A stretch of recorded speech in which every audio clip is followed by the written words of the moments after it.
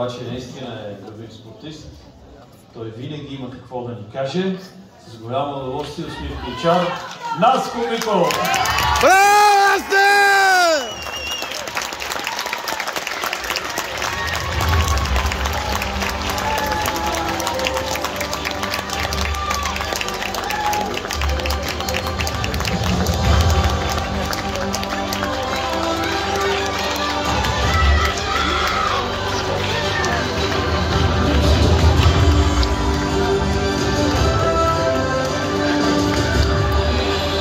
Здравейте отново!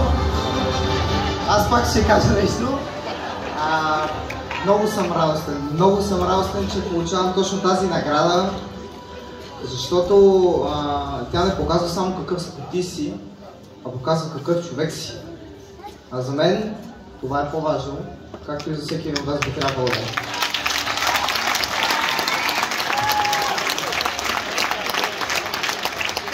Разбира се, искам да благодаря на всички, които са ме подкрепили в това нещо. Това значи много за мен, много ми помага и ме така поддържа, помага ми да продължавам да градя себе си като спортист и като човек, както казах.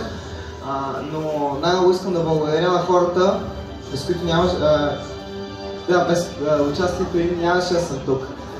Нямаше да съм и такъв човек, какъвто съм. Това са моите родители, аз и Николай Микови.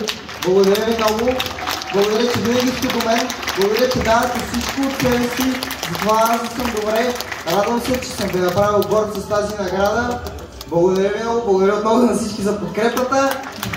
И бъдете здрави просто и много хубави празници, коледни и новогодишни. Действително, добре спортист на Благоевград. Наско Миков, благодаря ви на вас. Господин Комер, след малко ще се видим отново с вас тук на сцената. А сега сме вече на праг